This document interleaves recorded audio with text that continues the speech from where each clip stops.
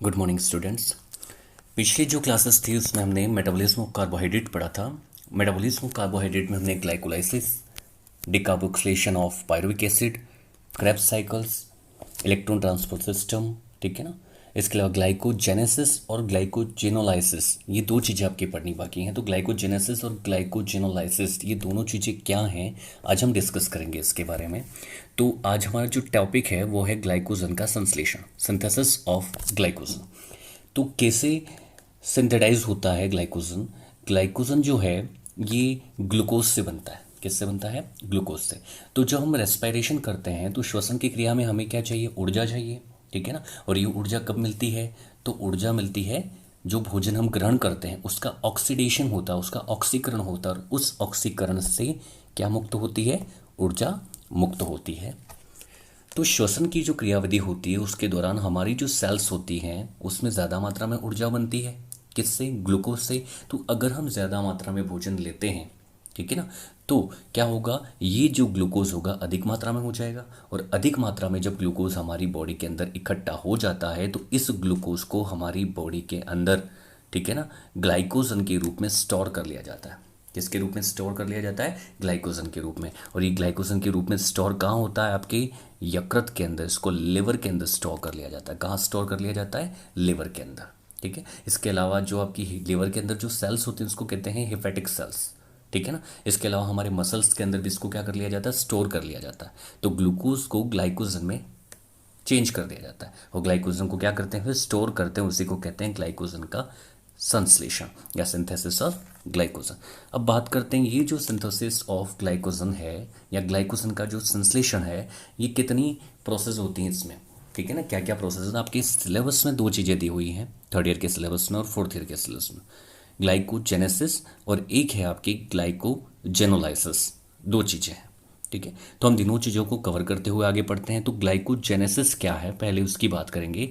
Glycogenesis तो लिखा हुआ है ग्लाइकोजेनेसिस। अब यहाँ पर ये ध्यान रखनी है आपको चीज़ें, ये कुछ चीज़ें जो हैं वो बिल्कुल सेम सेम दिखाई देती हैं लेकिन होती सेम नहीं है, ठीक है ना। जैसे ग्लाइकोजेनेसिस है, ठीक है, ग्लूकोजेनेसिस है, ग्लाइकोजिनोलाइसिस है, ठीक है, ग्लाइकोनियोजेनेसिस है या ग्लूकोनियोजेनेसिस है। तो ये सारे वर्ड जो मैंने बोले वो एक जैसे दिख रहे हैं लेकिन हैं एक जैसे नहीं, ठीक है। इन सबका मतलब क्या है? थोड़ा सा डिफरेंट है।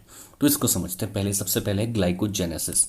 ग्लाइकोजेनेसिस में क्या होता है कि हमारे ब्लड के अंदर जो ग्लूकोज होता है अगर आवश्यकता से अधिक हो जाएगा तो ये ग्लूकोज से क्या बन जाता है? ग्लाइकोजन को बना दिया जाता है। तो ग्लाइकोजन में कन्वर्ट हो जाता है। ये किस में कन्वर्जन हो जाता है? इसका ग्लाइकोजन में कन्वर्जन हो जाता है। तो इस क्रिया को, प्रोसेस को क्या कहते हैं? ग्लाइकोजेनेसिस। क्या कहते हैं इसको? ग्लाइकोजन। तो ग्लूकोज का कन्वर्जन किस में होता है? ग्लाइकोजन में होता है। तो इसको कहेंगे ग्लाइकोजेनेसिस। और ये कहाँ होता है? तो वैसे तो हमारी जितनी भी सेल्स होती हैं उन सब में ग्लाइकोजन का स्टोरेज कर सकते हैं हम, लेकिन मेनली इसका जो स्टोरेज होता है वो आपके होता है लिवर के अंदर होता है, यकृत में, और हमारी जो मसल्स होती हैं उसके अंदर ग्लाइकोजन के रूप में ये स्टोर रहता है, ठीक है। तो ग्लाइकोजन ज़्यादा मात्रा में कहाँ पे स्टोरेज रहता है? ग्लाइकोजन का संग्रह अत्यधिक मात्रा में कहाँ होता है? तो लिवर के अंदर होता है और मांसपेशियों के अंदर होता है, ठीक है। ऐसे क्वेश्चन आपके कम्पिटिटिव एग्जाम में भी आते हैं। तो ग्लूकोज जो होता है उसका ग्लाइकोजन में क्या हो जाए? कन्वर्ट। और इसके लिए जो एंजाइम काम करता है वो कहलाता है ग्लाइकोजन सिंथेटेज एंजाइम होता है, ठीक है। तो ग्लूकोज का ग्लाइकोजन में क्या हो रहा है? परिवर्तन हो रहा है। इसको कहते हैं ग्लाइकोजेनेसिस। तो पहली चीज़ क्लियर हो गई। अब ये जो ग्लाइकोजन में कन्वर्ट हो गया, ठीक है, तो क्या ग्लाइकोजन के रूप में ही रहेगा ये? क्या ये ज़रूरी है? तो जब भी हमारी बॉडी को, ठीक है ना, ऊर्जा की आवश्यकता होती है और हमारी बॉडी को भोजन की आवश्यकता होती है और हम भोजन नहीं ग्रहण करते हैं, तब हमारी बॉडी में, हम वैसे भी कभी कभी भूखे रहते हैं, ठीक है ना। तो एक दिन तक भूखे रह जाएंगे, 2 दिन तक भूखे रह जाए तो मरते नहीं हैं। क्यों नहीं मरते हैं? क्योंकि हमारी बॉडी के अंदर पहले से ही फूड क्या है? स्टोरेज है। पहले ही क्या है? ग्लूकोज के जो ग्लाइकोजन में कन्वर्ट हुआ है वो फूड जो है वो स्टोरेज है। तो इस ग्लाइकोजन का हमारी बॉडी क्या करती है? यूज़ करती है। तो आवश्यकता पड़ने पर इसी ग्लाइकोजन का वापस किस में कन्वर्जन हो जाता है? ग्लूकोज में कन्वर्जन हो जाता है, ठीक है ना। तो इस तरीके से ये प्रोसेस होती है। तो ग्लाइकोजेनेसिस का मतलब क्या हो गया? ये ग्लाइकोजेनेसिस मतलब ग्लूकोज का किस में कन्वर्जन हो गया? ग्लाइकोजन में। और वापस कहाँ पर हुआ? तो यकृत में हुआ, लिवर में और मसल्स में हुआ। और वापस ज़रूरत पड़ी तो मसल्स में ये ग्लाइकोजन किस में कन्वर्ट हो जाता है? वापस ग्लूकोज में कन्वर्ट हो जाता है। तो इस प्रोसेस को क्या कहते हैं? तो इस प्रोसेस को कहते हैं ग्लाइकोजिनोलाइसिस। क्या कहते हैं? ग्लाइकोजिनोलाइसिस। तो अब नेक्स्ट बात करेंगे अपन ग्लाइकोजिनोलाइसिस। तो पहली चीज़ क्लियर हो गई कि ग्लूकोज आवश्यकता से अधिक है हमारी सेल्स में, तो किस में कन्वर्ट हो जाएगा? ग्लाइकोजन में। इसको कहा था आपकी ग्लाइकोजेनेसिस। क्या कहा था? ग्लाइकोजेनेसिस। अब बात कर रहे हैं ग्लाइकोजिनोलाइसिस।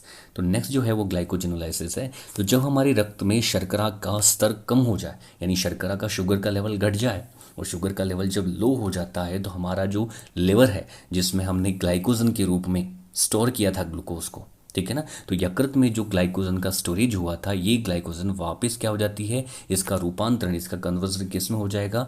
ग्लूकोज में हो जाता है। तो ग्लाइकोजन वापस किस में कन्वर्ट हुई? ग्लूकोज में कन्वर्ट हुई। और ये प्रोसेस क्या कहलाती है आपकी? तो ये कहलाती है ग्लाइकोजिनोलाइसिस कहलाती है। और ये किसकी उल्टी है? ये ग्लाइकोजेनेसिस की उल्टी है, विपरीत है उसकी, ठीक है ना, बिल्कुल इसका ऑपोजिट प्रोसेस है ये। तो इसको कहते हैं ग्लाइकोजिनोलाइसिस। तो दो चीज़ें क्लियर हो गई, ग्लाइकोजेनेसिस, ग्लाइकोजिनोलाइसिस। ग्लाइकोजेनेसिस मतलब ग्लूकोज ग्लाइकोजन में कन्वर्ट हो रहा है, और वापस ग्लाइकोजन ग्लूकोज में कन्वर्ट होगा आवश्यकता पड़ने पर, तो उसको कहेंगे ग्लाइकोजिनोलाइसिस। अब ये दोनों एक दूसरे की उल्टी प्रोसेस हो गए। ग्लाइकोजन का जो विखंडन हो रहा है, यहाँ पर जो एंजाइम काम कर रहा है वो कर रहा है फास्फोरिलीज एंजाइम, ठीक है, जिससे ग्लाइकोजन किस में कन्वर्ट हो रहा है? ग्लूकोज में। अब ये दोनों तो आपके सिलेबस में थे, इसके अलावा दो चीज़ें और हैं वो आपको समझनी है, ठीक है, ये भी आपके बहुत इंपॉर्टेंट है। ये कौन कौन सी हैं? तो एक है ग्लाइकोनियोजेनेसिस। अब ये पूरी प्रोसेस है ग्लाइकोनियोजेनेसिस की। अब इसमें एक ही वर्ड चेंज हुआ है, वो है नियो। नियो वर्ड इसमें नया है, ठीक है ना। तो उसमें ग्लाइकोजेनेसिस था, ठीक है, ग्लाइकोजेनोलाइसिस था, अब ग्लाइकोनियोजेनेसिस आ गया। अब इसमें क्या हो रहा है? नियो, ठीक है ना। न्यू वर्ड आने से एक नई बात यहाँ पे शामिल हो रही है कि हमने जो पढ़ा न्यू नॉर्मली उसमें क्या था कि ग्लूकोज जो है वो किस में बदल रहा है? ग्लाइकोजन में बदल रहा है, ठीक है ना। तो उसको कहा था ग्लाइकोजेनेसिस। लेकिन यहाँ पर ग्लूकोज ग्लाइकोजन में चेंज नहीं होगा, ठीक है। तो ग्लूकोज क्या है? कार्बोहाइड्रेट है। क्या है? कार्बोहाइड्रेट है। तो कार्बोहाइड्रेट के अलावा अगर कोई दूसरे सोर्सेज से, कार्बोहाइड्रेट के अलावा किसी और सोर्सेज से, मान लीजिए वो कोई भी हो सकता है, प्रोटीन हो सकता है, अमीनो एसिड्स हो सकता है, कुछ भी हो सकता है, ठीक है ना, फैटिक एसिड हो सकता है, वसा हो सकती है, कुछ भी हो सकता है। तो कार्बोहाइड्रेट के अलावा किसी अन्य सोर्स से अगर ग्लाइकोजन का क्या हो जाए? निर्माण हो जाए। ग्लाइकोजन यहाँ पर भी बन रहा है, जैसे ग्लाइकोजेनेसिस में बन रहा था वैसे यहाँ पर भी बन रहा है। लेकिन यहाँ पर नई चीज़ क्या है? नई चीज़ ये है कि कार्बोहाइड्रेट के अलावा किसी और सोर्स से अगर ग्लाइकोजन का निर्माण हो रहा है तो इसको कहा है ग्लाइकोनियोजेनेसिस, ठीक है। और इसमें दो चीज़ें होती हैं। दो चीज़ें क्या होती हैं? तो दो अलग अलग पथ हैं इसमें। तो एक पथ जो है सिंपल है बिल्कुल, ठीक है ना, ये बहुत ईजी है, इसको समझिएगा। एक है ग्लाइकोनियोजेनेसिस। अब देखिएगा ये वर्ड देखना है, ग्लाइको है, ये ग्लूको है, ठीक है। बिल्कुल भी इसमें आपको होना नहीं, आपको कंफ्यूज, ठीक है ना, ग्लाइको और ग्लूको में, ठीक है। ग्लाइको की स्पेलिंग भी अलग है, ग्लूको की स्पेलिंग भी अलग है। तो ग्लाइको में क्या हुआ है? कार्बोहाइड्रेट के अलावा किसी भी स्रोत से ग्लाइकोजन का निर्माण हो रहा है। अब ग्लूको में ध्यान रखना, ग्लूकोज का निर्माण होगा। किसका निर्माण होगा? ग्लूकोज का। तो ग्लूकोनियोजेनेसिस में क्या हो रहा है?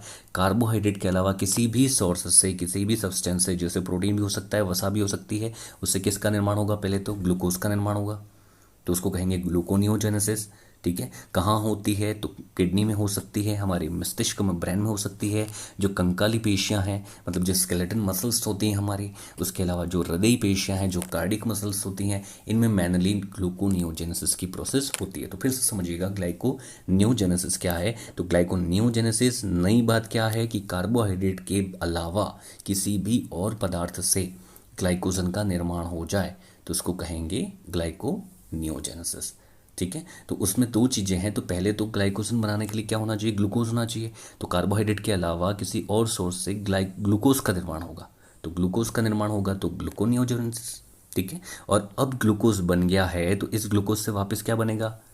ग्लाइकोजन बनेगा, ठीक है। तो इसको कहा है ग्लाइकोजेनेसिस। वापस वही फर्स्ट वाली प्रोसेस, ठीक है ना, जिसको हमने ग्लाइकोजेनेसिस कहा था, वही प्रोसेस वापस आपके आ गई। कौन सी? ग्लाइकोजेनेसिस। तो अब ध्यान दीजिएगा, ये हो गया आपका ग्लाइकोजिनोलाइसिस, ग्लाइकोजेनेसिस, ग्लाइकोनियोजेनेसिस। और ग्लाइकोनियोजेनेसिस में दो चीज़ें देखी कि एक तो ग्लूकोनियोजेनेसिस है जिसमें ग्लूकोज का निर्माण हो रहा है, और दूसरा ग्लूकोज बन गया तो उससे किसका निर्माण हो रहा है? ग्लाइकोजन का निर्माण हो रहा है। इसको एक चीज़ से समझेंगे हम। यहाँ पे मैंने एक आपके आरेखित चित्र बनाया है कि कार्बोहाइड्रेट के अलावा प्रोटीन या वसा है, प्रोटीन या क्या है, वसा है। इस प्रोटीन या वसा से क्या बन रहा है, पहले ग्लूकोज बन रहा है। इस प्रोसेस को क्या कहा, ग्लूकोनियोजेनेसिस। ग्लूको क्यों, ग्लूकोज बन रहा है।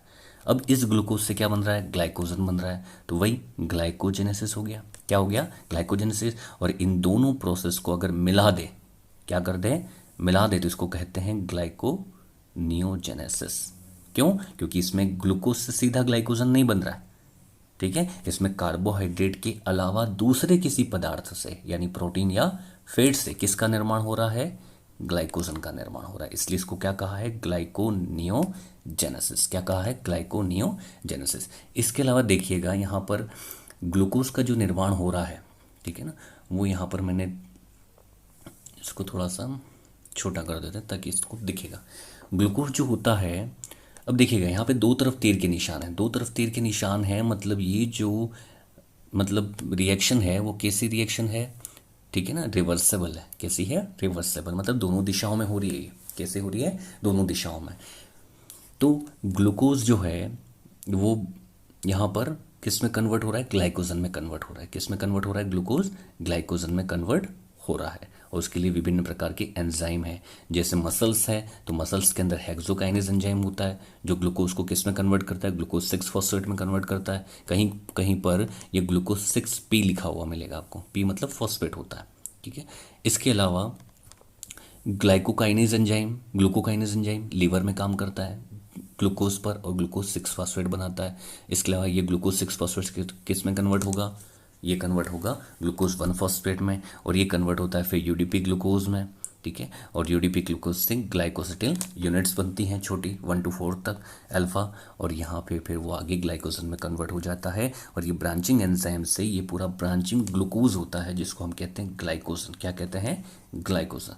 तो ये ग्लाइकोजेनेसिस की प्रोसेस है। तो ग्लाइकोजेनेसिस समझा हमने, उसके अलावा हमने ग्लाइकोजेनोलाइसिस समझा, इसके अलावा ग्लाइकोनियोजेनेसिस समझा। तो ये सारी चीज़ें हमने अभी देखी।